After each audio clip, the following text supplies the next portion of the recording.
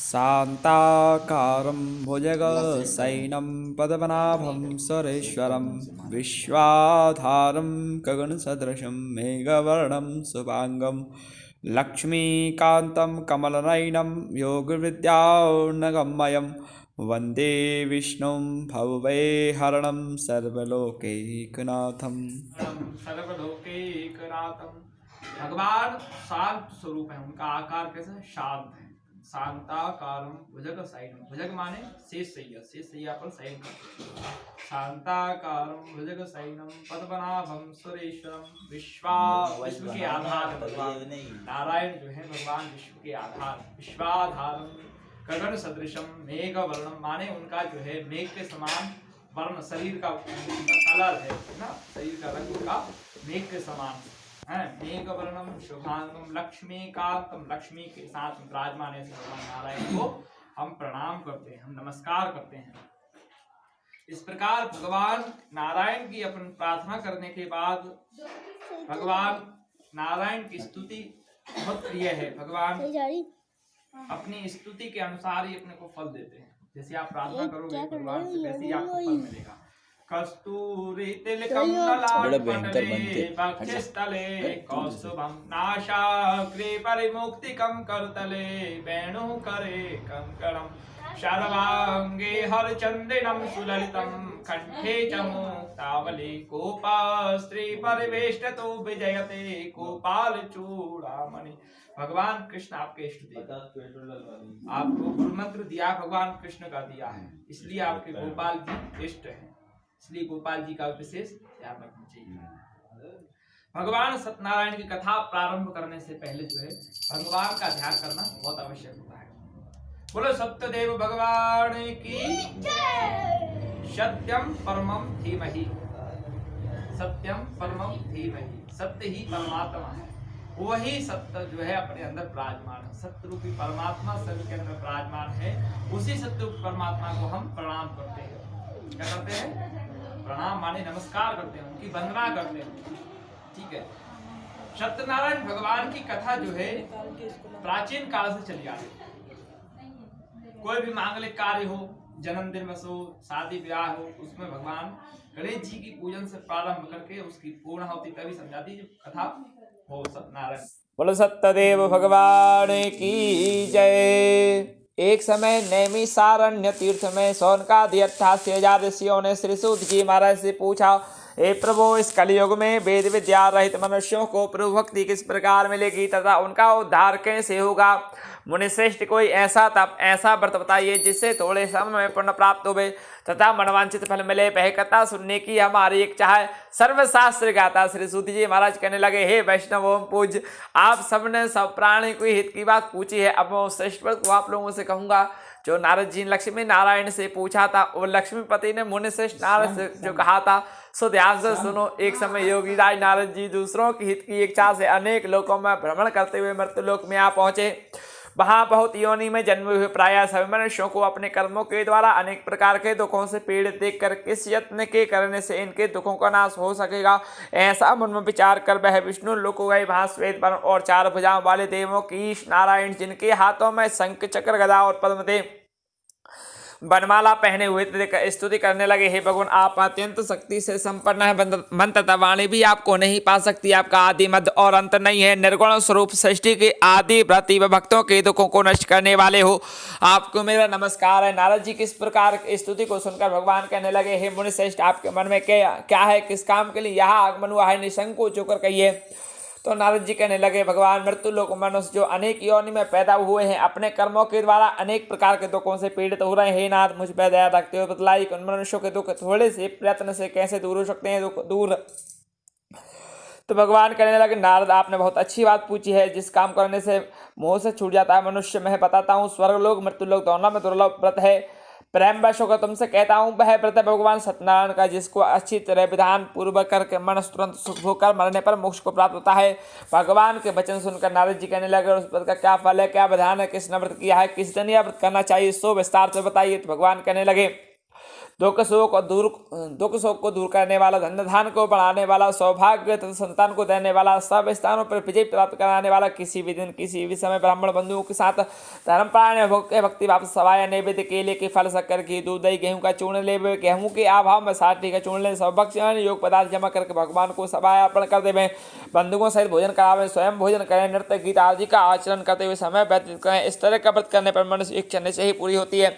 विशेषकर कलिकाल में भूमि पर मोक्ष सर्वोपायति श्री सत्यनारायण प्रथम अध्याय समाप्ति। बोलो सत्यनारायण भगवान की जय।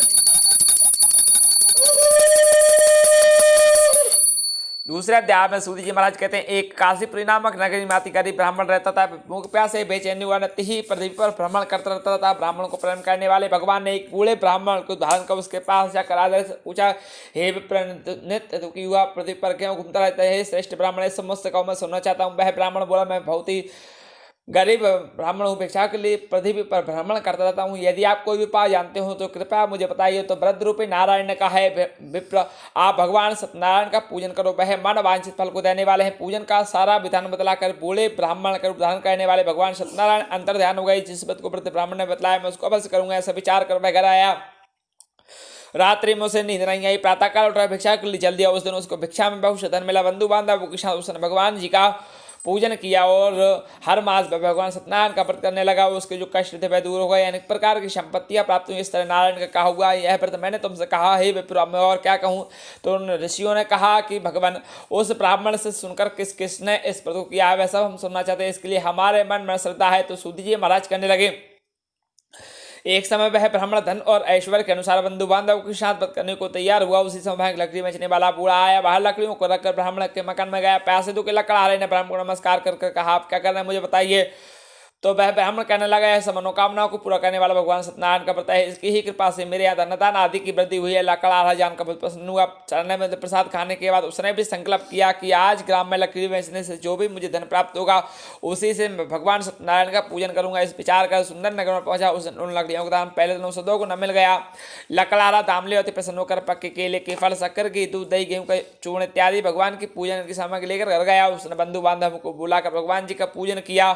उस व्रत के प्रभाव से बूढ़ा लकड़हारा धन पुत्र आदि से युक्त हुआ और संसार के समस्त सुख भोगकर बैकुंठ को चला गया। श्री सत्यनारायण व्रत कराया। द्वितीय अध्याय समाप्ति। बोल सत्यनारायण भगवान की जय। तृतीय अध्याय में सूत जी का मुख नाम का राजा था। वह सत्यवक्ता और जितेंद्रिय था। प्रतिनिधि देव स्थानों में जाता, गरीबों को धन देकर उनके कष्ट दूर करता था। उसकी पत्नी जो है कमल के समान मुख वाली और सती सदी थी। भद्रशिला नदी के तट पर दोनों ने भगवान सत्यनारायण का पूजन किया। उसी समय साधु वैश्य आया।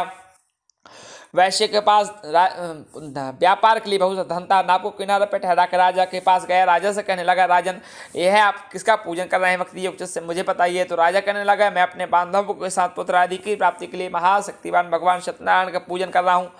राजा से सावधान सुन।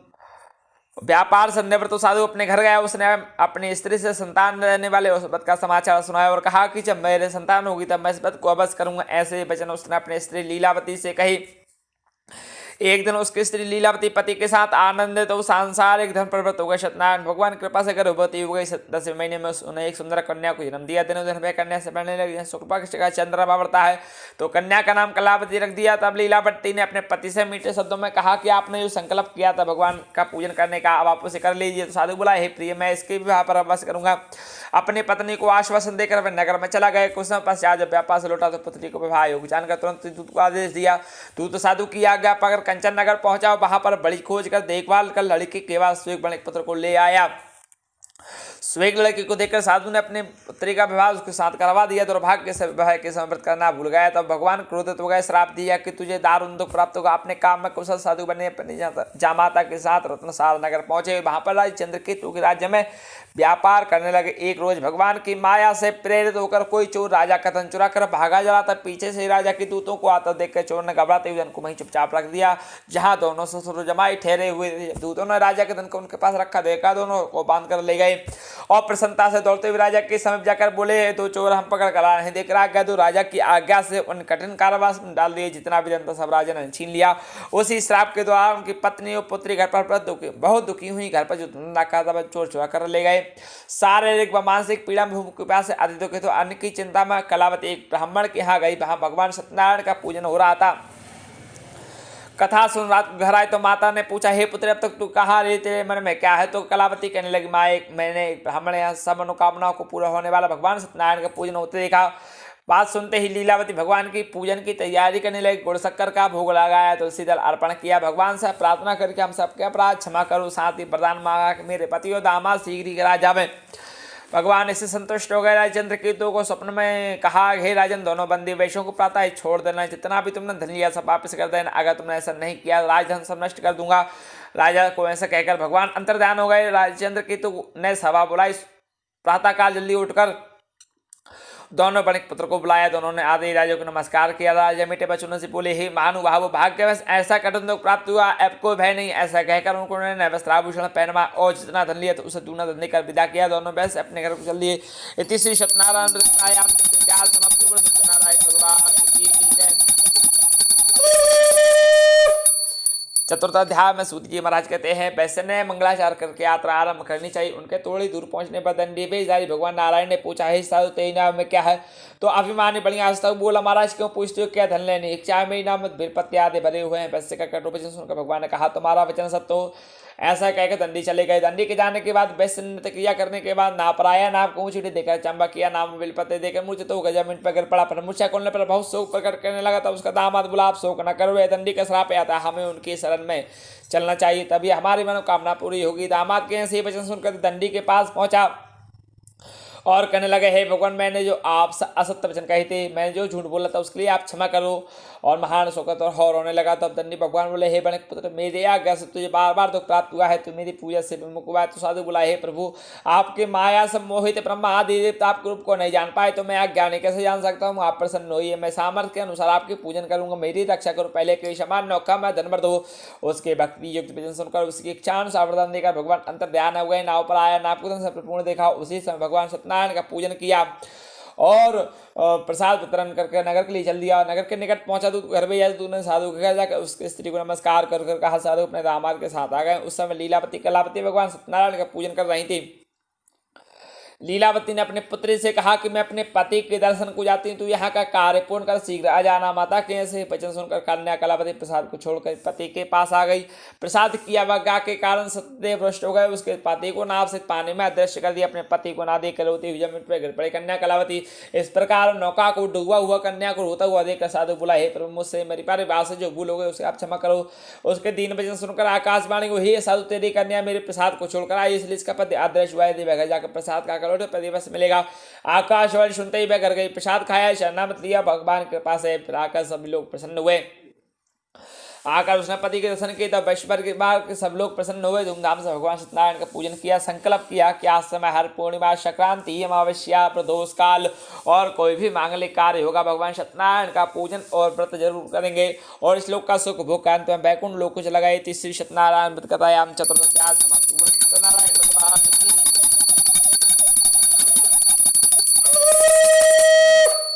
पंचम अध्याय में सूत जी महाराज कहते हैं कि तुंगध्वज नाम का राजा था। उसने भगवान का प्रसाद त्याग कर बहुत दुख पाया था। एक समय वह वन में जाकर वन पशुओं को मारकर पेड़ के नीचे आया। कुछ ही दूरी पर ग्वाल बाल भगवान जी का पूजन कर रहे थे। देखकर अभिमान बस नाराज गया, नहीं नमस्कार किया। जब ग्वालों ने भगवान का प्रसाद उसके सामने रखा तो प्रसाद को त्याग कर अपनी सुंदर नगरी को चला गया। वहाँ उसने अपना सब कुछ नष्ट पाया। जान गया कि भगवान ने किया है तो विश्वास कर ग्वालों की समीप गया। विधि पूर्वक भगवान जी का पूजन किया, प्रसाद खाया। सत्यदेव कृपा से जैसा था वैसा हो गया। श्लोक का सुख भोग का अंत में वह भी स्वर्गलोक को चला गया। जो मनुष्य इस परम दुर्लभ व्रत को करेगा, भगवान की कृपा से उसे धनदान आदि की प्राप्ति होगी। निर्धन धनी होता है, बंदी बंधन से मुक्त होकर निर्भय हो जाता है। संतानहीनों को संतान की प्राप्ति होती है। सब मनोरथ पूर्ण होकर अंत में वैकुंठ धाम को जाता है। जिन्होंने पहले समय में इस व्रत को किया उसके दूसरी जन्म की कथा कहते हैं। व्रत सतानंद नाम के ब्राह्मण सुदामा के जन्म में लेकर मोक्ष को पाया। उल्कामुख नाम के राजदास होकर वैकुंठ को प्राप्त हुए। साधु नाम के वैश्य ने मूरध्वज बनकर अपने पुत्र को आरे से चीरकर मोक्ष को प्राप्त किया। तुंगध्वज नाम के राजा स्वयं बन हुए। भगवान के भक्ति योग कर्म कर मोक्ष को प्राप्त किया।